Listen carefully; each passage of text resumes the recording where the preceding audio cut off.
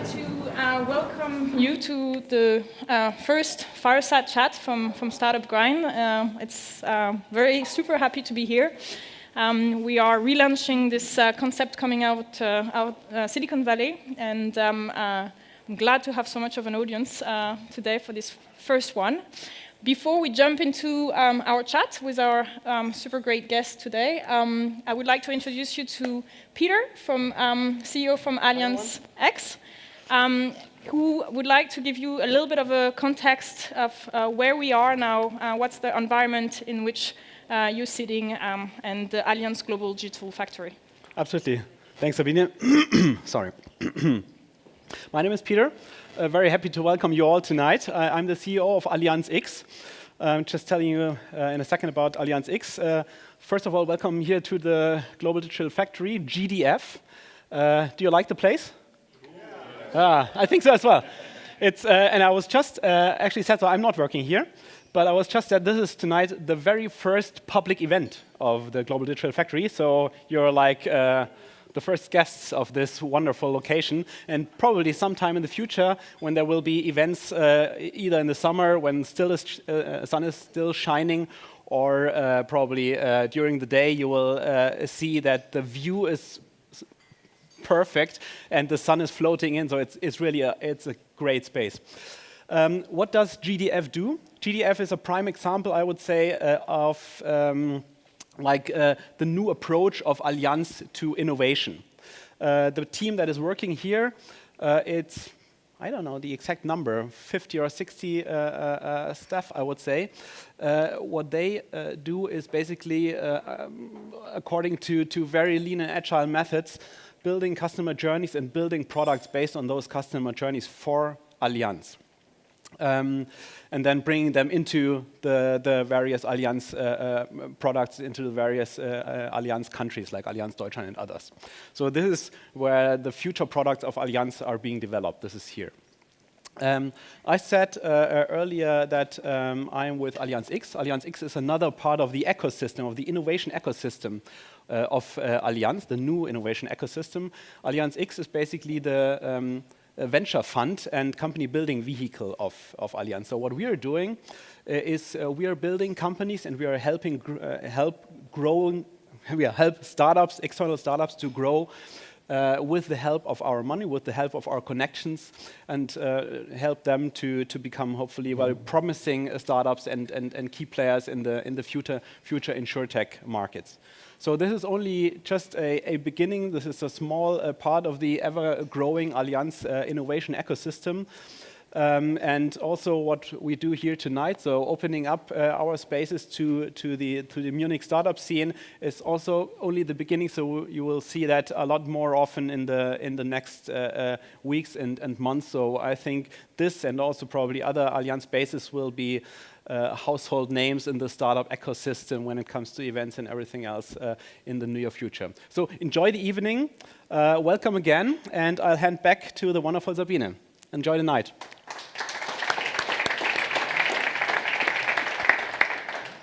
Thanks a lot, Peter, for this great introduction and for giving us a little bit of the context where we are. So I don't know how much you know about Startup Grind, and this is an initiative that actually came from Silicon Valley. It was actually in the past already live in Munich in 2014. Unfortunately, got a pause, and we're trying now to revamp it and to bring Startup Grind back again live in Munich. So what are we? We are a community of entrepreneurs, innovators, trendsetters who are trying to kind of nurture the local startup ecosystem in our own cities. Startup Grind, as I said, come from Silicon Valley, but they're now in 200 cities and 85 countries. And they've been, I think, since their funding in 2010, been having like 2,000 fireside chats, which is kind of our cornerstone event. These fireside chats are an intimate interview of a serial entrepreneur, a successful entrepreneur, an investor or trendsetter, an innovator that would like to share the story of him building great companies. Why did I actually decided to take Startup Grind again live in Munich? I love the startup ecosystem. After 10 plus years in investment banking and strategy consulting, I also wanted to be part of that environment of innovations, of trying to disrupt things, and this is why I'm here today. But that's enough about me. The guest speaker that I would like to introduce you to today is a close friend of mine who I've met actually on my transition from consulting to entrepreneurship, who've been a great support in brainstorming business ideas, and who has made the jump into entrepreneurship, and what a jump, a very successful leap into starting its own business. Please welcome Jochen Engert from Flixbus. Do you have a seat? Before we start, just take a seat, thanks. Thanks. I would like to let you know that this will be actually uploaded to YouTube, and my team is also taking pictures, so if you have actually something against this, please just let us know so that we're not going against your privacy concerns. Otherwise, if you would like to ask questions during the talk, we have something called, let me just take this, the catch box, which is a Q&A cube that you can throw away, obviously diligently, to the person who would like to speak or ask a question to Jochen. So I'll give it to you, Mona, and then you can basically throw it to anyone who would like to ask a question. So, Jochen, how are you? Good. Thanks for the invitation. It's great to be here, and it definitely is a very cool place. Yeah, we are in a very cool place, so thanks, Allianz, for bringing us here. I'm a little bit stressed, as you can see, it's my first one, but I hope you're not as stressed as me. I'm okay. Thanks. Okay. So I think we've seen you quite in a lot of different events. You've been speaking at NOAA, you've been interviewed quite often. You've been also quoted in a lot of different articles in, flagship Zeitung and newspapers. But I was also always missing a little bit of your personal journey as an entrepreneur, and what made you take the leap. And this personal journey, I hope you can share it with us today. So let's start. Where do you actually come from? And how old are you? What was your childhood like? Sure. I'm Jochen, as Sabine said. 35, meanwhile, not long ago. But I originally come from a very small village. Since I'm in Bavaria, I can say I'm not Bavarian. I'm from Franconia. When I'm somewhere else in Germany, I'm still Bavarian, but it's a very small village close to Würzburg. So there's only like 1,200 people or so I'm really from the rural areas. Studied after school, which also was back there. I went to Stuttgart, did something that's a mixture between business and engineering, so couldn't really decide on what to do, and that's sort of like a common theme through the rest of the CV.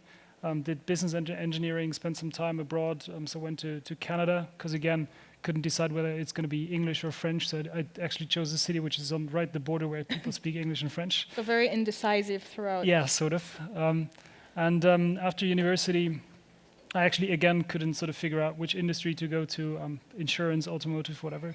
So said, I'm going to do consulting first and have a look around different industries, different topics, different projects, and spent a few years in consulting, and then figured it's, again, time to do something else. After about 2.5, 3 years, went to a PhD sabbatical, so started doing research.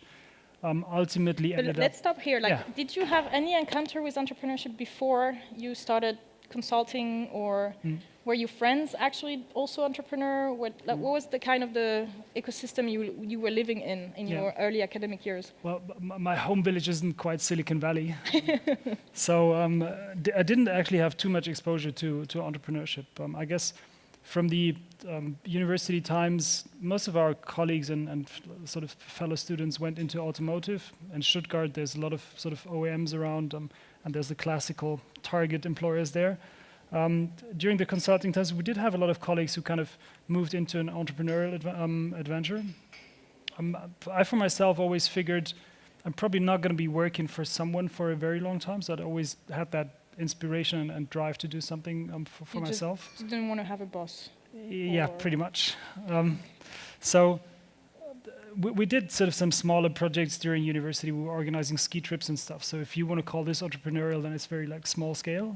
So we did have one bus a year, which is a little different now, but we did do this through university, and then, but ultimately figured when we were in the PhD, like, okay, there's got to be something else. Like, there's got to be more around being your own boss, having the sort of decision freedom around what you do, and consulting is a lot about service towards someone who's hired you.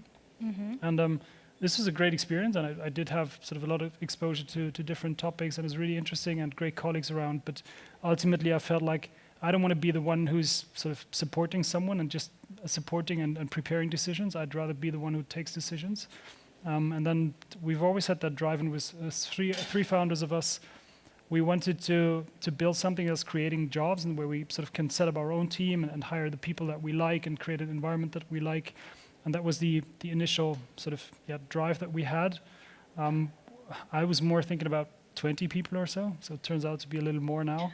That was sort of how we came to entrepreneurship. And the PhD part, when you decided to do a PhD, did you already know that it was actually to do something different? No, or not did really. you tell BCG that you were doing a PhD to actually go through some ideas? I was. We started the PhD actually with the ambition to finish it. I actually did serious research for about 6 or 9 months, and then we kind of came back to the whole Flixbus idea. We initially came across it earlier than that, but had to drop the idea initially. So when we sort of looking back on how the whole thing started, it was 2009. And we're on a ski trip, actually. I'm driving back home. My other co-founder is also a consultant, so we spent Andre, right? So we spent a lot of time together. Never worked together, so we always used to do sports like football and together, and had a lot of parties together, but never worked. And best team player ever. Yeah, you get to know each other quite well. So we went back home from skiing, and 2009 there was the coalition contract from the black and yellow government back then. So Westerwelle and Merkel had actually wrote it down in their political agenda. We will be unleashing the market from the current situation, and we figured this is something that might be interesting. Also, with the consulting background, we said there's a deregulation in the market that's just in our home market, and there's been enough examples in the past where deregulation leads to new businesses, to big industries, to disruptions in industries, and we figured this is something that can be interesting. And actually dropped the idea initially in 2009, because we said there's certainly going to be Deutsche Bahn going to come and do this large scale, and it's really difficult on a small scale business to compete. And so we dropped the idea again, and then went to the PhD phase, and there I had more time to sort of look left and right what's still out there, which you usually don't have during the consulting time. And then we did have that time, and we were discussing a lot, and we were sitting in the same office, both doing research and like stuff.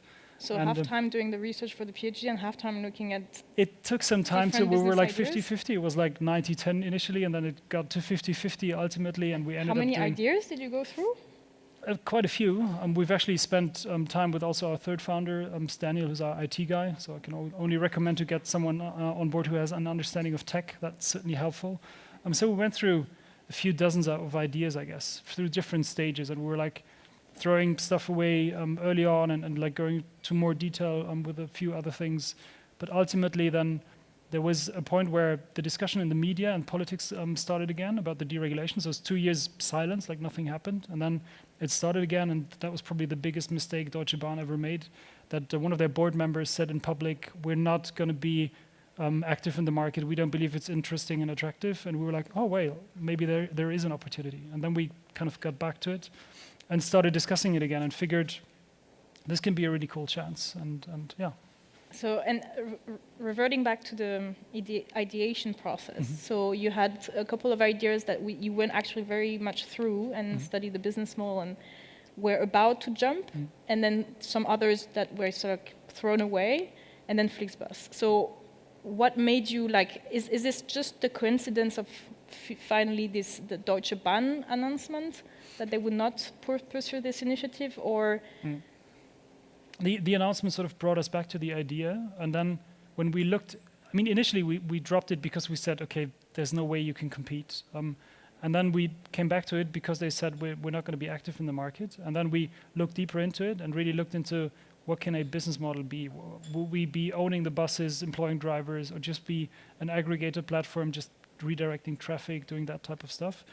And then the deeper we looked, the more excited we got. And actually, the three of us, we were both like, oh, wow, this is really cool. And this can be something that works. And then ultimately, the deeper we really went into the details and how can we structure this, the more persuaded we were that this is a cool opportunity. And then ultimately, it's really the mixture of, it's an offline product, which we liked. Like our initial idea was, look, let's build something where we create a real product that people have in their hands and do something with it. And it's actually something that moves people. And we didn't want to do something that's purely digital, it's just another app or another website, but something that has a real product to it. And we figured, well, buses is pretty real. So there's the real side to it. Then we said there's a strong technology and e-commerce and data-driven approach to it, and we kind of like that as well. And there's obviously this once-in-a-life opportunity that the market gets deregulated. I mean, this doesn't happen very often. And then we said, this is a great combination. And we felt like, if we're not doing this, someone else is going to come and it's going to work, and we'll always hate ourselves for the rest of our lives. And that was actually the point where we said, look, we have to do this. We can't let this opportunity pass. And coming back on this great combination of an e-commerce platform, a tech startup, and the bus transportation, maybe I don't know how familiar our audience is about the business model and how it actually works. Can you share with us a little bit, like, Sure. the different parts of the equation? Yeah, sure.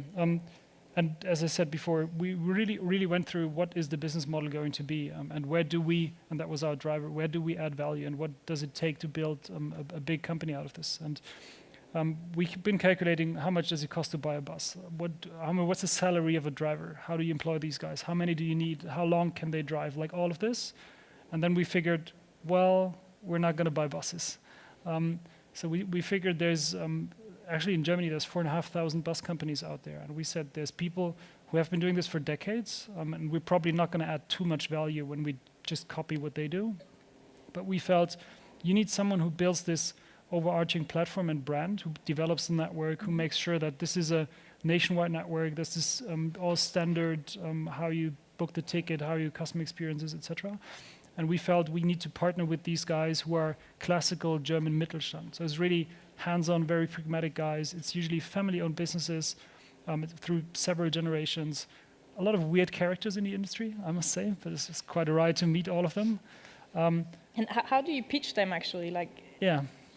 I mean, ultimately, we ended up not buying buses, but partnering with these guys and doing all the rest. Basically, the only thing we don't do is owning buses, driving the buses, operating and maintaining them, but we do all the rest. So we're the brand, we're the ticketing platform, we do all the marketing and sales, all the customer service, the initial network planning. We manage the authorities around the licenses that you need to operate the routes, etc. And when we started, we started in Munich, obviously, because it was short ways to visit these guys, and we didn't have much money. So we started in Munich, and actually there's a big company in Munich that starts with an A in the phone book, and we wrote to them first, they didn't react, so we went to the second, to B, and actually one of the guys that we emailed initially that we met first is still a partner with us. He has been growing from having 2 buses to over 20 buses now. He came to be a shareholder even over time. And we basically went to them, 3 guys in a suit and wearing a tie, which isn't really industry standard. The consulting tie? Yeah, kind of. Was your PowerPoint presentation also in your Yeah, we had nice PowerPoint slides, which we sort of learned how to do during consulting, and they were pretty impressed on the first time. And then they had a lot of questions, and we didn't have any answers really. But we said, look, there's a concept, this is what we're going to do. Would you want to be part of this? And they were like, yeah, but I have these 10 questions. And we're like, yeah, we have all of this. Let's meet next time. And then we took another week, prepared more slides, came back to them. But you didn't have a platform at the time. You couldn't even do a demo. Nothing. It was purely on slides. There's no IT, there was no team, there's no law even. It was before the deregulation. So the actual law was passed in August 2012. And we met the first guys in the summer 2011. So we had nothing. And met these guys, and it took ages to persuade them. And we spent about a year or even 1.5 traveling around in Germany, meeting all sorts of bus companies, looking at their fleet. They were showing us their like depots and everything. It was very proud. And we try to explain what we do and how we do it and how this works and how the commercial model would work with them and how we manage quality and how we sort of make sure that the drivers comply with the standards and how we interact and communicate with them and how does pricing work and why can I not do the pricing? Like they always wanted to do marketing and pricing. We were like, no, let's do this. And over time, we figured out how the model could work and have been involving it from meeting to meeting, really, and have been developing more slides. And ultimately, we ended up with, like, I don't know, 500 PowerPoints and had all different backups for, like, this is your question, we have something for it. So this developed over time. And ultimately, we had about 5 guys, like entrepreneurs, and they also brought that entrepreneurial spirit. They said, look, we're going to trust in you guys. You're going to manage it somehow to sell tickets. We're going to put the buses there. We're going to brand them blue back then. We started as a blue brand. And ultimately we're investors into our business in a similar sense. So they invested a lot into the fleet, into building the operations, employing new drivers. And so the buses have actually to invest into their fleet and their bus. And most their of them bought new and buses, exactly. Okay. So they have an existing business, they operate other services, charter, school transportation, public transit, all sorts of stuff. And usually if they do their business well, they don't have too much spare capacity and buses standing around, so they had to invest in new buses. And actually it took a lot of money. I mean, one bus is somewhere between 250,000 to 450,000 euros, so it's quite an investment. And they said, look, we're going to trust in you, we're going to put some buses and see what's happening. We tried to pay back that trust. And, well, it took some time, but I think today we did. How many buses do you have now? Or bus companies in your network? 1,100. And how do you actually, what's the revenue model? How do you remunerate them? We started off with a revenue share model. So we said, look, we're going to take care of IT, marketing, sales, all the customer service around it. So we pay for all the platform part, and we put the initial investment into getting brand awareness and reach. And you pay for the operations. And we gave them like a super little minimum guarantee. We said, look, your bus is not going to be empty. We guarantee you like 5 people, which is nothing. And over time, we came to a point where obviously we grew bigger. We were more stable. We had more knowledge around how does the network work, which routes are going to be profitable, etc.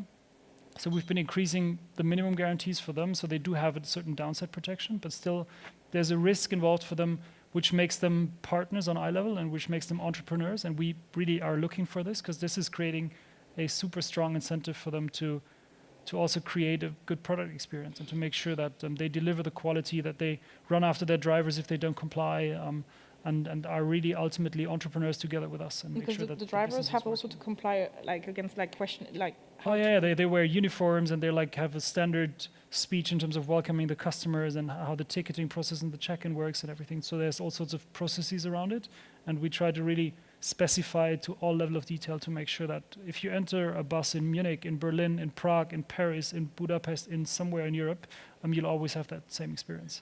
And this has been a process towards it and an evolution.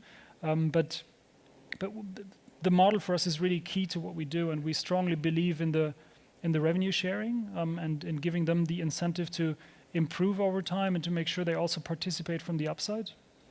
Because this is creating such a different type of working together. Because usually they either they have the full revenue risk if they do charter, they would buy a bus and look for charter business, or they have subcontracts with large contractors where they tell them, look, this is your price, and they only optimize on costs and have to really push costs down. And with us, it's really is entrepreneurial, and this creates this big incentive for them to together with us in a very cooperative mode develop the business further. In a very trust relationship. And that's one part of the equation. The second part is the passengers. So how do you actually get them on the bus, or at first? You had the first bus saying, yeah, okay, why not? But show us a little bit the passengers that you can Sure. get. I guess today we sort of do everything you can and you can imagine in terms of marketing and sales. So we do play all the channels. We started off with actually a very limited network that didn't really make sense in terms of synergies on cities that we were in, etc. But figured, look, there's going to be someone out there who's going to want to travel for a very low price. We've had a lot of press initially, so there was a lot of media hype around the deregulation and a lot of press articles, and this obviously was helping. And today we do all the marketing and sales in-house. We have an entire team that does all the online marketing channels, offline marketing channels, which we will still do, but it's to a limited scale. We do a lot of offline sales. We have over 30,000 travel agents who sell tickets for us across Europe. We have been doing TV ads, we've been doing radio, had people running around with flyers and giveaways and all sorts of stuff, doing guerrilla campaigns, and I mean, you name it, we tried out everything, and we know pretty exactly what works for us and what doesn't. And also this has been an evolution over time. But yeah, initially we were, well, heavily dependent on some newspaper writing, look, there's a bus. And we've actually, when we started the business, we came up with €1 tickets to create word of mouth and to create media attention. And we've had one... Did that work? Yeah, it did work. It worked to an extent where our system crashed. So that's the nightmare of every startup. Yeah, yes. yeah, or very much. Or yeah. the best luck. Yeah, it's very much. You feel completely helpless because, well, I have no clue about tech, and I was like, Daniel, fix it, please. And the system crashed, and it felt ages until we were back online. We did have a lot of media attention because we had one of these. The Bild Zeitung actually wrote about the €1 tickets on their front page, and that was when the system crashed. We sold a lot of tickets until the system crashed, and then it took ages until we could be selling more. Back online, okay. And did you focus on specific routes at the beginning, or you were just trying to do a little bit of everything? Yeah, we've had a master plan in terms of this is going to be the network, and this is what we're going to do when we start. And then German authorities come in between. So it took, for some of them, it took 8 weeks to give us a license, and others took 4 months.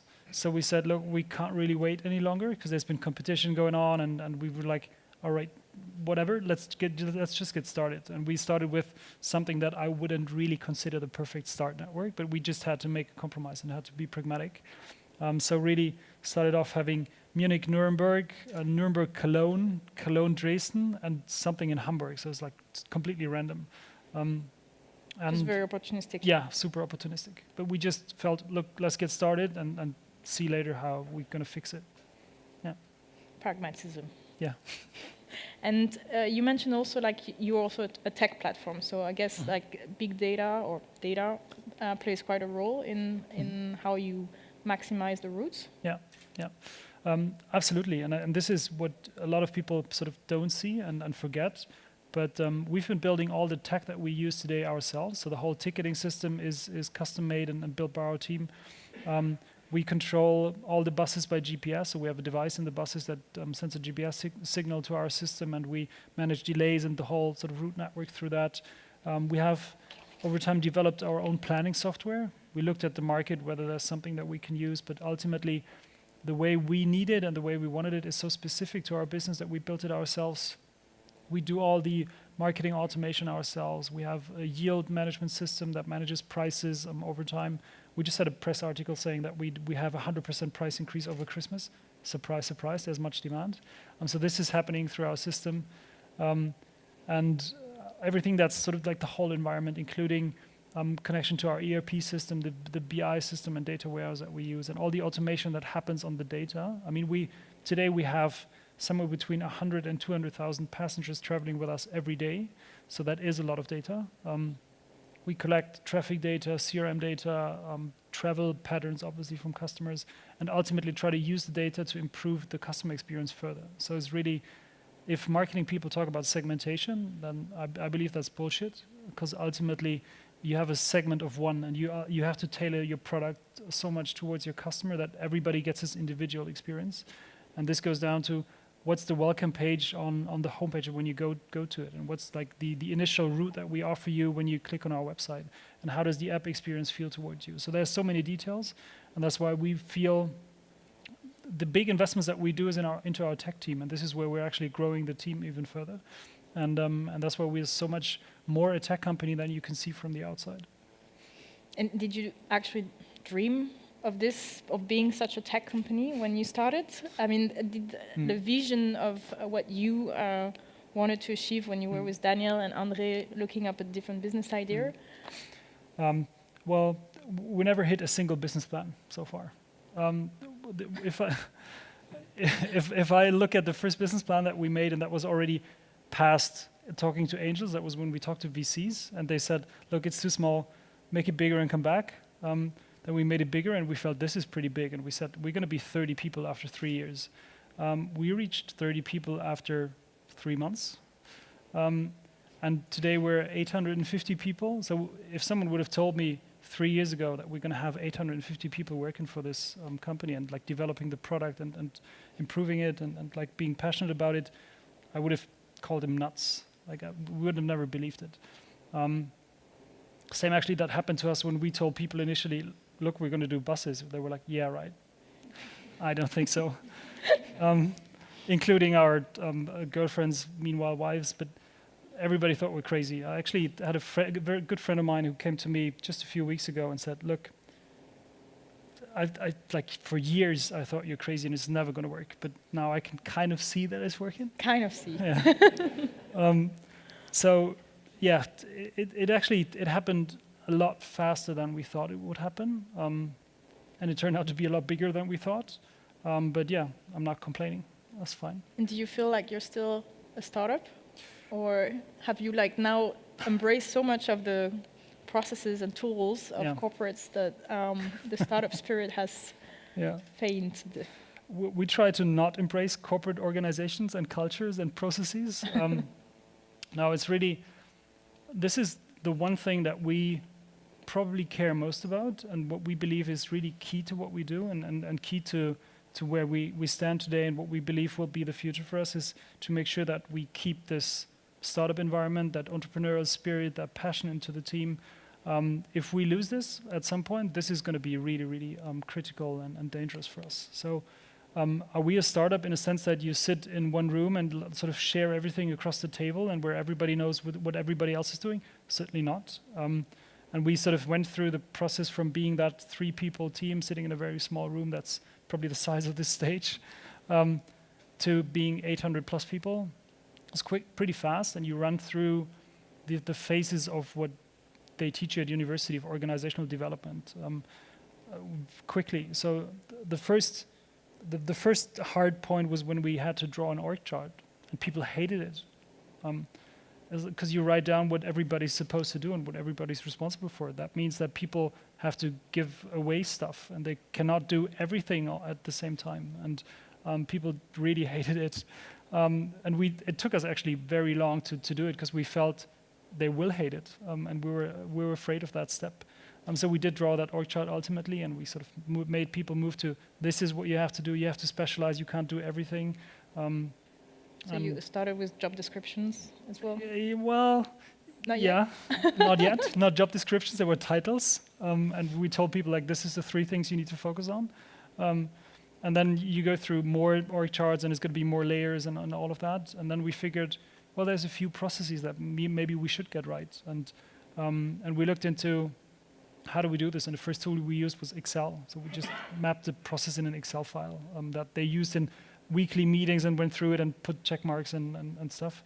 And again, people hated it because they were like, it's structured and I need to follow this, and there's people with deadlines and they're running after me. And again, people didn't like it. And then you go again through, you try to automate some of the processes and implement tools that work. And we came up with an ERP solution ultimately and introduced Salesforce, for example, for a few processes. And today we try to sort of make sure that people have the information they need for their work. So we really come from everybody knows everything and knows everybody and knows what everybody's doing to I have no clue what the guy next door is doing, and I sort of, if I need the information, where do I get it? I don't know who to ask, and this is what we're trying to manage today. At the same time, still try to keep the openness in the people that they're like, just go there and ask him, and not sort of what's the protocol and where do I have to look it up and like that type of spirit. We need to go through one after the other person. At the same time, we still use a lot of tools meanwhile, and we've been pushing for sort of a harmonization of what people use and all the different cooperation tools that are out there. And I've been experimenting a lot and like throwing stuff away and implementing new stuff and throwing that again away. And so it evolves over time and it never stops. But what we believe is really critical is the mindset of people. And we try to push a few values to the people that we think is core. And one of it is we're a team and we work as a team, so that's really important. and also that entrepreneurial thinking. We want to make people think about their decisions as if it was their own money, and if they were the entrepreneurs, and if they were to take the decision not for a quarter or a year or whatever, but for like, does it make sense for us as a business? And also the whole idea around being pragmatic and having that 80-20 and that type of approach is something that's a key value for us, because we feel if you're destroying that trial and error approach, and if you sort of also punish people for doing mistakes, that's going to kill you. Because there's so much innovation out there, and there's so much happening in our space and in the market, and so much innovation that we still need to do, that you need to keep the spirit, and you need to make people try out new stuff, and make sure they're not afraid of it, and they're also sort of dare to speak up. And we try to give people the idea of, look, it doesn't matter if you're the intern or if you're the VP for whatever. If you have a good argument and if you have a good point, then please speak up and let us know.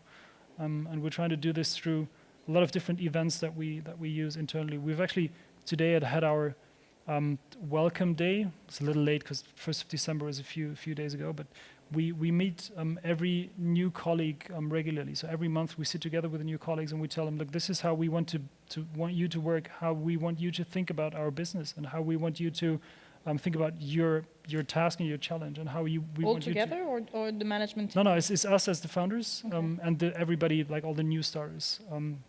And we do this every month to give them an idea about how do we want the culture to be, and how do we want you to behave, and what's okay and what's not okay. So that type of background, and we believe this is really critical. And you yourself as an individual, how did you change throughout that journey? Like, did you... Has your mindset changed, your personality, your skills? Like, where did you improve? Where did you make mistakes and learn from them? Personally, I heard I got older over time.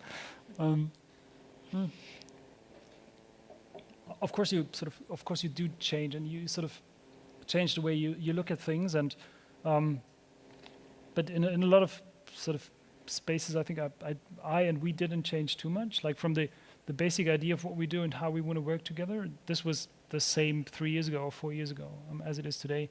You change, obviously, the way you sort of organize stuff and how much you delegate. Initially, we were like, okay, we have to do everything ourselves, and like you don't delegate too much, and you have to change this. And we always try to push a lot of responsibility towards the teams and make them really do stuff.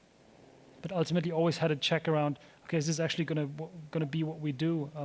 And we came away from that and built an organization with people that we trust, and where we feel they would take the decisions in a way that we would take the decisions. And I think that the basic idea of empowering the team and empowering individuals for being responsible for something and taking these decisions themselves is something that's been driving us ever since, and that we still try to do heavily. And you certainly sort of learn a lot along the way. I think one of the sort of bad things about big organizations is that you'll always have these exceptions and like the bad cases that kind of makes you rethink about. I'll give you an example. Like, what would you write in your employer contract? Like, certain clauses, would you want to have them to protect the company, and without signaling distrust to your employees? And we've, in a lot of cases in the past, had a situation where we said, it's so big, we need to control this somehow, and we need to make sure that we protect ourselves. And then figured out over time, this creates so much distrust and bad will that we don't want to have this in our company. And we've been rewriting the contract and said, look, we're going to skip this clause, and we're not going to write it that way, and we're going to find a more friendly way of the legal German or English to make sure that also the employer contract reflects the type of culture that we want to have. And today, we quite often take these decisions in terms of, yeah, let's take a risk for a few individuals that may be idiots, but not sort of distrusting the whole larger group of people. And that's something that I guess we learned over time, and also me for myself learned over time.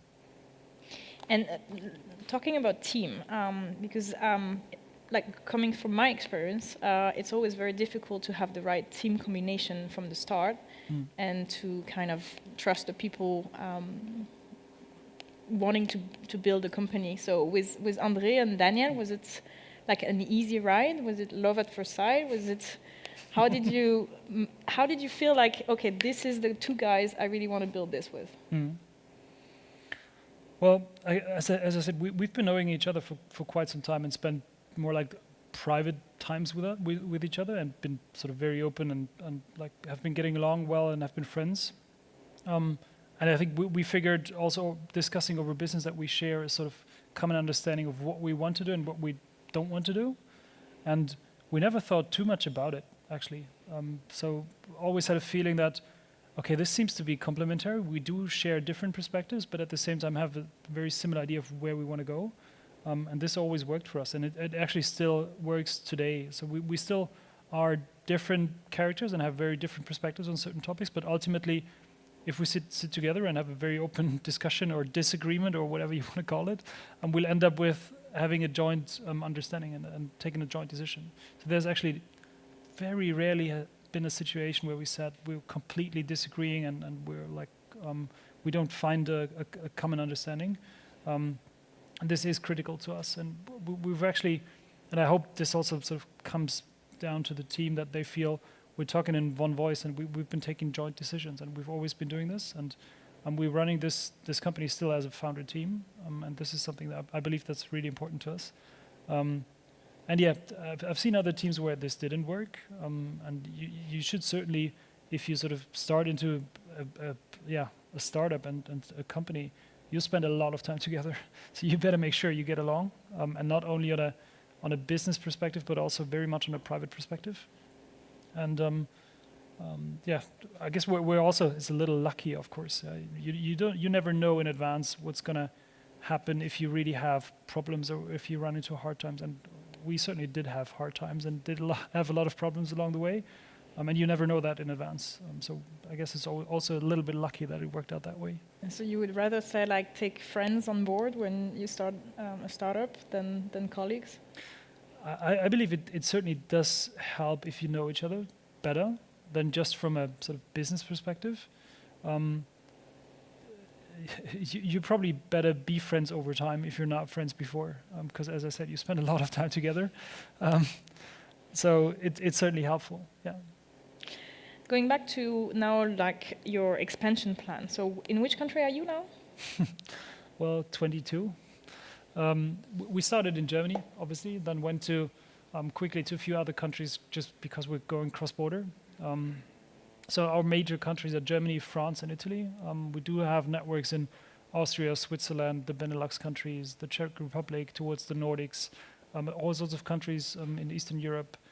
We have one connection to Spain, to Barcelona, and a few other countries. So we're pretty much the only remaining real European network provider. And you've been pretty also acquisitive in Germany, I've read. Well, yeah, we did do some M&A along the way, because we felt a lot of what we do is about synergy effects in the network. It's a little about economies of scale, but it's a lot about creating a network that's the best product ultimately towards the customer. And this is where consolidation helps. And I always get a question of how did the antitrust authorities let that happen, especially in Germany. How much market share do you have at the moment? Well, what can we say?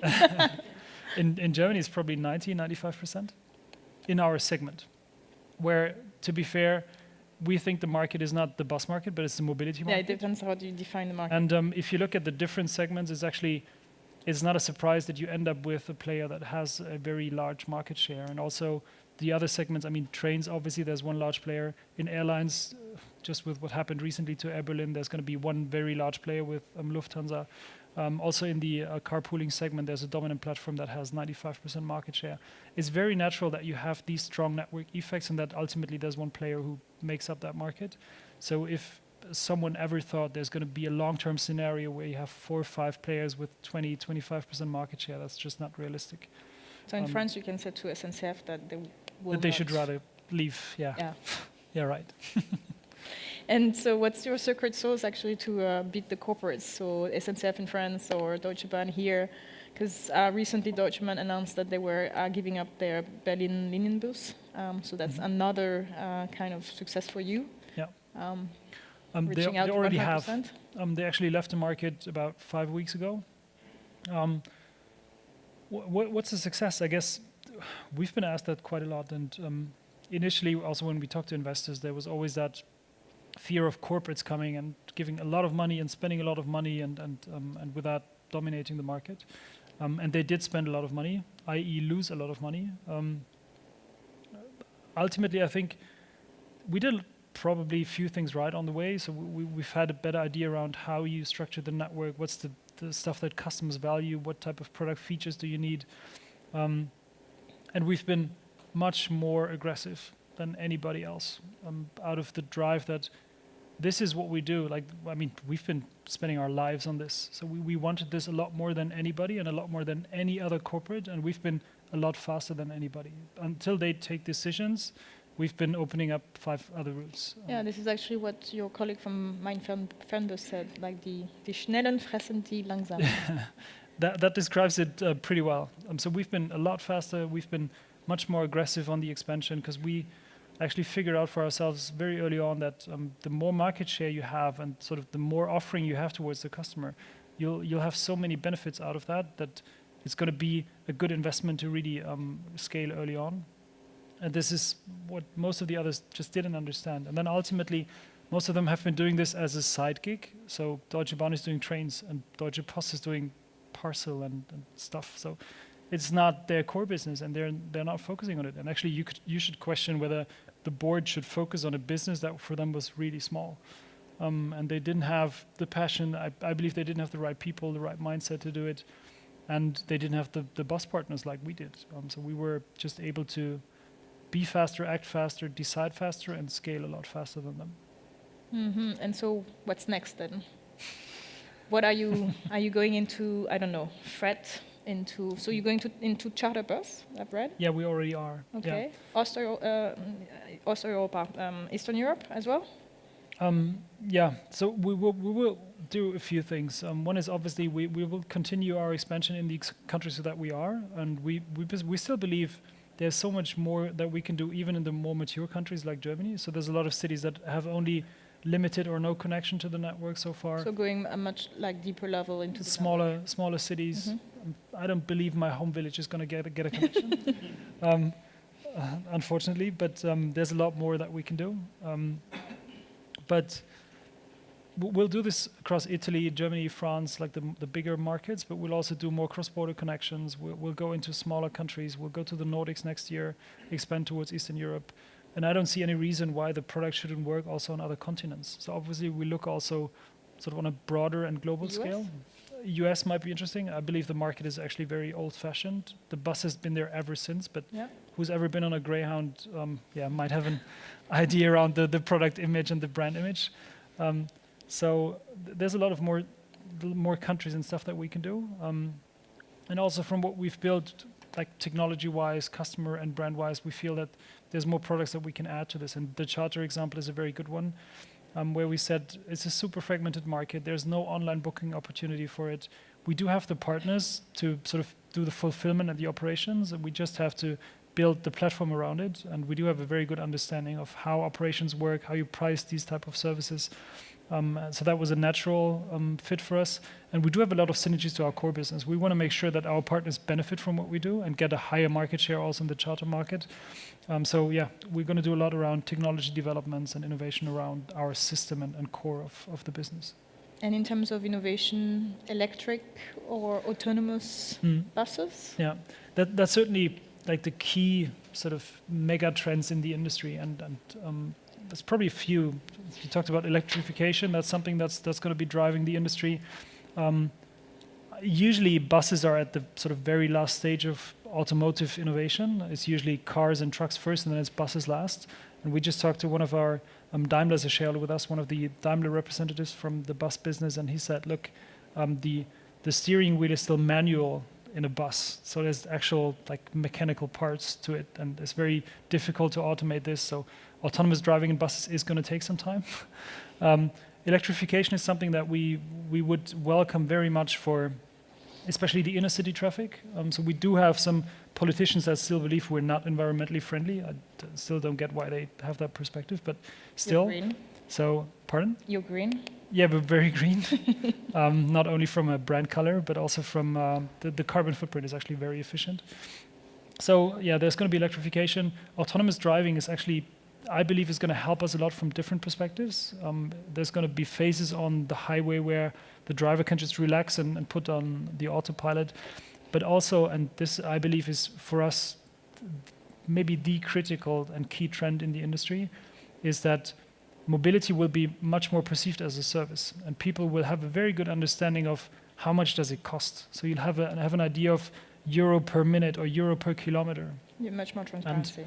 And yeah, I do use sort of the carpooling and car sharing offerings quite a lot, and people will get their bill directly and they will know, look, it's 10 kilometers that cost me X euros. And this is actually going to help us because we have, from a unit cost perspective, a super strong advantage with larger vehicles, more seats. It's going to be super efficient to use the buses, and people will even get a better feeling around this. And actually, the time that we've been in with very low fuel prices has been not very beneficial for us, because this typically makes people move back to cars and make them look at their gas bill and saying, oh, wow, this is cheap, I can drive a lot more. And you see that trend and have been seeing this over the last years. So eventually prices will go up. And as I said, the sort of move towards mobility as a service and the whole sharing idea will push people to look at what's the total cost of owning and operating and using a car. And this is going to help us a lot. And if you do the math, you'll end up whatever car do you own a car? Probably not. No. See, that's good. But you'll end up with kilometer cost on a car of 25 cents. And if it's a luxury car, is over €1. So it's really, really expensive. And I believe this is going to be a key driver for us, because ultimately we think that the public transportation networks, and Deutsche Bahn is always looking at us as a competitor, I believe that we jointly will develop a network where people will become more and more independent of using cars. And this is where the huge market potential is. 85% of the German mobility market is in private cars. And this is where, yeah, there's a lot of more expansion for us. Okay. And for any first-time entrepreneur here, what would be your kind of advice if they want to go to the e-mobility market? So to the e-mobility market? To the to the mobility market. It's a very good question. I mean, I guess the first advice, found as a team, don't do it alone. I would have gone nuts. I would probably have been jumping off a bridge already if we weren't, haven't been a team. I think the key learning for us is don't be afraid of corporates, because they're usually very slow. They sort of look into, that's always been our pattern of how we take decisions, how we develop products, what we believe the customer wants. And there's so much advantage in being a small and very dynamic company that there's a lot of opportunity in basically any sector. And I mean, the reason why we're sitting here is that another corporate feels that we need to look at how startups do things and what can we learn from them. Yeah, don't be afraid of larger players.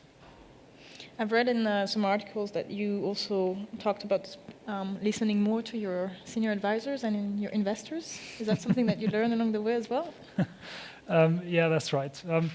Maybe that's one learning for ourselves and for myself. You feel like, yeah, well, you know, we have a good education. We've been having our experience consulting, and Daniel was with Microsoft before, so we know some things. So, and we felt we're smarter, and they kept telling us, look, it's going to be like this and that, and don't spend time into this one. And we're like, yeah, don't worry, we'll figure it out. We had one guy said, look, don't spend too much time on negotiating with corporates larger deals that you would want to do on a corporational basis. And we said, yeah, don't worry, they're going to be fast, we're going to get there and stuff. Never worked. So I wish we would have listened to them more often initially. But I guess some mistakes along the way you'll have to make yourself, and that learning experience is after that is really valuable. Do you have any examples for our audience about the mistakes you made, or things that you wished you have learned before, basically? We completely underestimated what it means to be not only the tech company, but also the transportation company. So we came to hate Murphy's Law over time. We said, well, how many questions can you have on booking a bus and booking a bus ticket? Like, how many service people would we possibly need? And we hired one guy. So, well, what's the outcome? he doesn't work on Sundays and Saturdays and like night shifts and stuff. So we ended up having an emergency number on our phone. When people would call on a Saturday morning, there was like an answering machine telling them, well, if this is an emergency, you can call that number. And the number was redirected to one of our cell phones. So we've been rotating this. Ultimately, after very few weeks, we've been told, look, if this phone rings again on a Sunday morning at 6 o'clock, I'll kick you out of the apartment. So we figured this is the time to hire more people for our service team and to rethink on how we look at processes and how much detail you have to spend on how you design your processes. Because as I said, we've been transporting a 6-digit number of people every day. So everything that you guys can imagine that can go wrong did go wrong at some point. And you'll have to design your processes around that. And what about thinking big from the beginning? Because I guess a couple of other startups didn't actually think so big, and were kind of restrained to a sort of network of cities. But you were already like talking about being the number one in Europe. Yeah, that's something that's not very German, to think big. And we felt when we went through the process of fundraising, and we've been doing fundraising classical startup style. So we had an initial angel who invested. He was like the crazy guy who invested before the law was even passed. So he's like, yeah, it's going to happen somehow, probably, maybe. I'll give you some money. But we figured along the way, also talking to VCs, that we've been having a strong bottom-up approach, and we wanted to prove everything. Like, this is what we believe is realistic that we can achieve. This is not how you build big companies. And this is not how you build something that's having a real impact. And over time, we kind of came to like that more American approach to what do we believe is the market size, and what do we believe is the market share that we want to achieve. And then from that idea, you come down to what does it take to get there? And I think this is the right question to ask. So where do you want to go, and what does it take to get there? And this is a completely different mindset from what do we believe do we have, and with the limited resources, what can we do out of this and build out of this?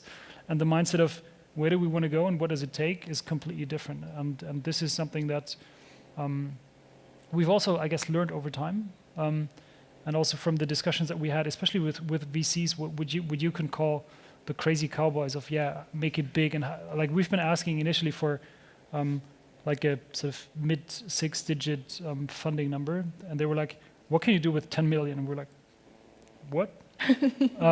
So this is a completely different mindset, and I think this is what it takes to really build something that's big and that has a real impact. And did you think that like your German background actually hinder you from achieving this in the first place? I mean, coming from Munich, or I would say also Berlin or Hamburg, but not having this American cowboy mindset? Well, seems like it didn't hinder us ultimately, but it's certainly something that you and all of us here in Europe can learn from how the Americans and how Silicon Valley and these entrepreneurs think, because the questions they ask themselves, I think, is different. And I'm not saying this is like the ultimate truth. I think there's a compromise between things, and there's a lot of hypes around stuff where I'm asking myself, like, this isn't really going to be a business, is it?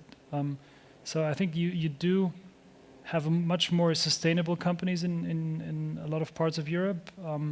And Munich, again, is different compared to other cities, but we also already, in the industry that we were, this wasn't the typical, let's scale this as fast as possible and crazy as possible and put in as much money as we can find, because we've been working with family-owned businesses. Like, there's actual people behind it who invested in buses, so we always had that kind of grounding around, well, there needs to be buses on the street. There needs to be people who buy these buses and employ drivers, and this is going to take some time. So there's always been that also sustainable idea around it. But still, I think it is at many stages helpful to have at least a large vision and a large idea around what can we do and what can be achievable, in contrast to, well, what do we have at hand and what can we make out of this? That's usually a little too small. And on the contrary, what actually did Munich or your German background provided you with? So this sustainability, this realistic approach, but was Munich actually like intentionally chosen? we've been asked quite a lot along the way, why didn't you move to Berlin or go to some other place? I mean, I came here after university, and I came to like Munich, and I still do, and I don't see myself anywhere else. And this is sort of also what we shared amongst us, and we said, yeah, no, we don't want to move. We like it here. Let's just stay here. And I don't see any reason why someone should go somewhere else. Actually, this is a great place. It's a lot of great people. It's certainly on the recruiting market. It's tough because you have a lot of big corporates that usually have well-paid jobs and have also interesting jobs and industries. But at the same time, I feel that the industry, like the sort of the startup environment, is developing more and more in Munich, and there's a lot of people that are interested, obviously. We hope. So there's a lot Munich has to offer, and just in terms of the quality of life. I mean, I can't imagine sitting myself in a city where it takes more than 1 hour to go to skiing. So it's pretty simple and totally pragmatic. Understand that. So yeah, there's no question ever to go somewhere else. Cool. And my last question actually for tonight. I've heard you also invest into other startups, and what sparks your interest? Like, how do we get you as an investor? We've only started doing this recently, and we've doing this on very small scale. But we felt there's something we learned over the time, and something we would also want to share with other teams. And I mean, this is probably nothing special, but we've been looking at teams that we kind of have been knowing for quite some time, and that we trusted, and that we felt it's a strong team, it's a good match to what they do. It's usually not very many things that we look at. We don't do like extensive due diligence and stuff, but we'd rather want to have a feeling that there's a market opportunity. So there must be a big market, because we feel that you have to at least have the potential and the opportunity to build something big, and this needs a big market. There has to be a product that we like and that we understand. Like, we don't usually do stuff that we don't understand, and there's a lot of stuff that we don't understand. And there has to be a team that matches. And we look also for how does the team work together? How do they know each other?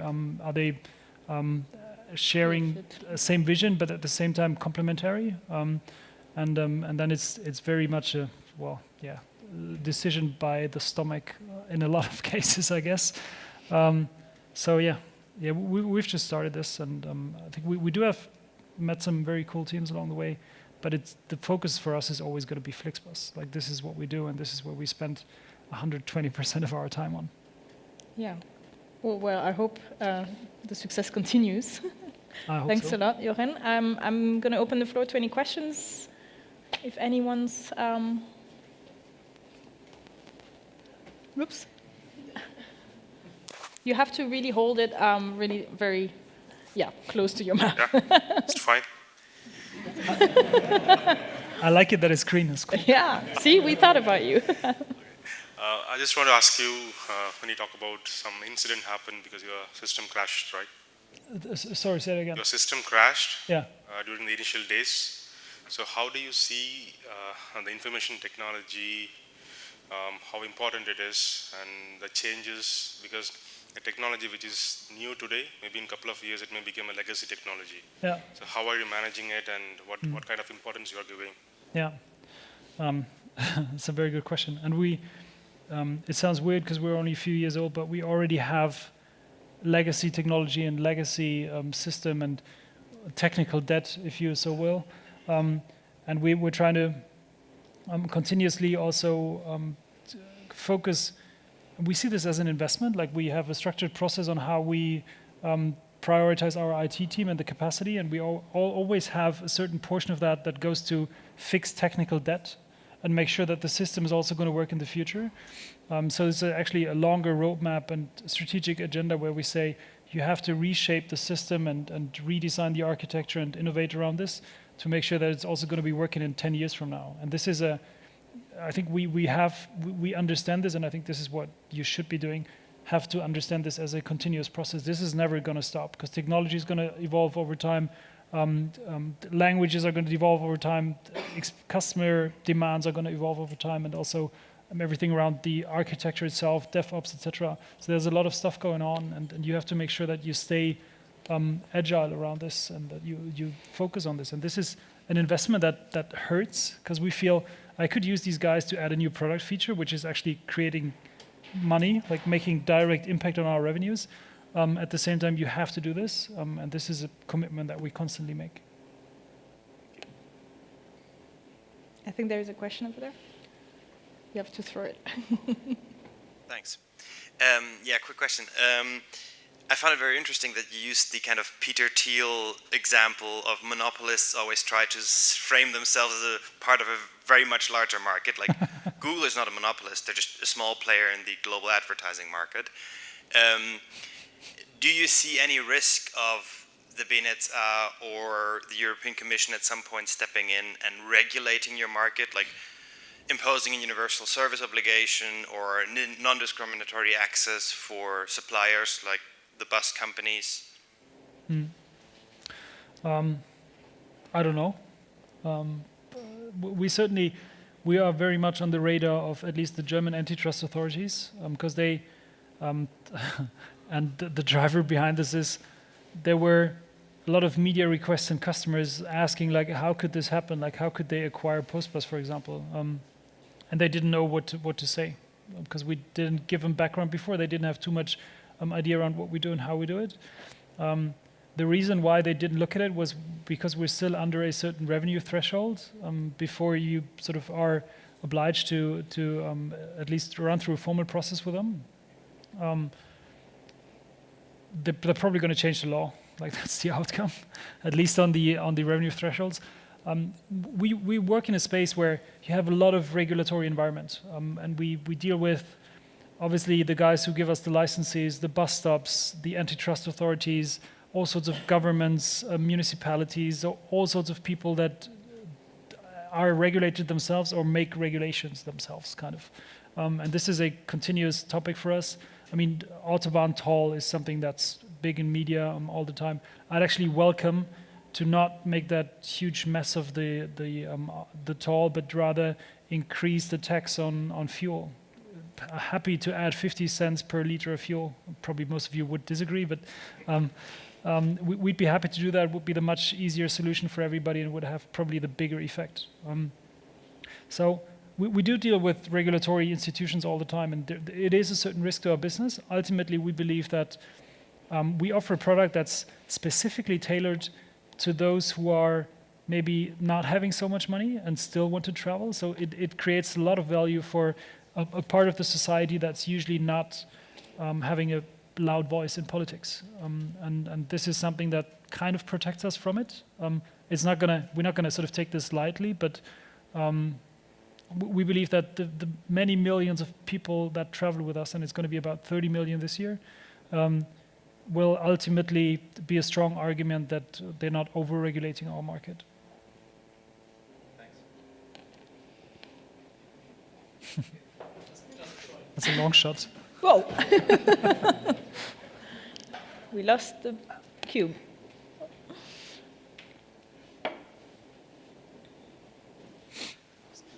So you talked a little about how you got the first users, or a lot of first users. Mm-hmm. What do you think, or what was the key strategy, or what was the important channel to get, like, to scale, to get more users? Was it advertising, word of mouth, or still the press? It's probably not an easy answer to this, and not like the single channel that worked. PR is and has been ever since a very strong channel for us. We just recently did a customer survey looking at what's the NPS, or the Net Promoter Score of users and non-users, and actually the difference is like 30 points. That's huge. So it's negative for non-users, because there's apparently tons of people out there who feel, well, why should I use a bus? It must be pretty bad. So we still have a lot of education to do and tell people, look, this is really cool, it's nice, it's modern. Like, it's not like on one of them. It's actually pretty cool. So it's not like the old school times where bus travel was associated with seniors traveling to weird places and people trying to sell you heating blankets and stuff like that. So we have a lot of educational effort, and it's not the one channel that gives you that. Certainly we do focus on being efficient in marketing, and we spend a lot on online channels, on like the classical ones, like AdWords and the likes. But it's not the one channel, and we ultimately believe that we need to make sure that our product experience is to a standard that you create repeat customers, and repeats is like the one thing that we care most about. And this will trigger word of mouth, will trigger ultimately awareness and reach out there, and has ever since been the case. And I mean, we do have one very important thing, that we have 1,100 buses traveling through Europe every day and being like the huge brand advertising for us all the time. So that's pretty helpful as well. Thanks.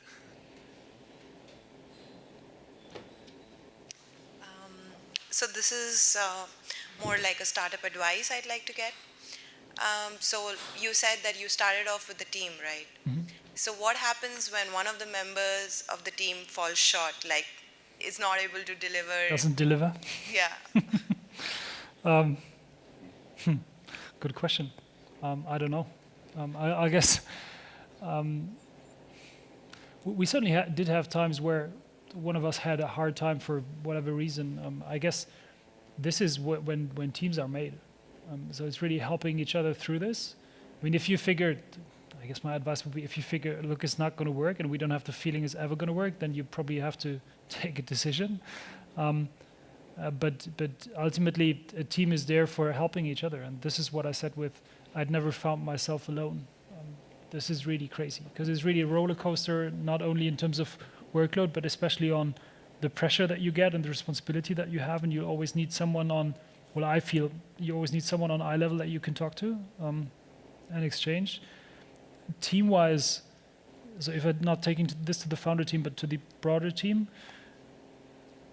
it's always a very hard decision to sort of to not continue with someone and to take that decision. Ultimately, we felt if you have the impression that it doesn't work, at some point you'd rather take the decision early. This has always been the better choice for us.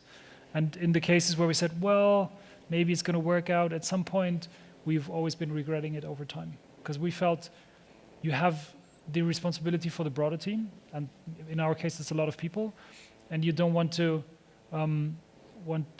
risk them and risk their jobs and risk their environment and the company for like a few and like individuals, and we'd rather be very strict around taking these decisions. Like, I mean, you have obviously probation periods and stuff, so if we feel during that time it doesn't work, we're usually very strict around taking that decision, and that's always been the better choice for us.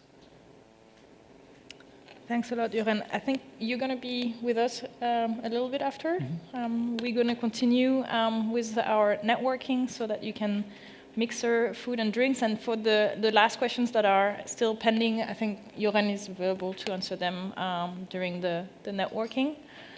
I would like to thank you a lot for being our first guest speaker at our Thanks for the invitation. Startup Grind event. And we have a little something for you. I hope you haven't been yet overwhelmed with chocolate, but it's Christmas time. Still early in Christmas, so.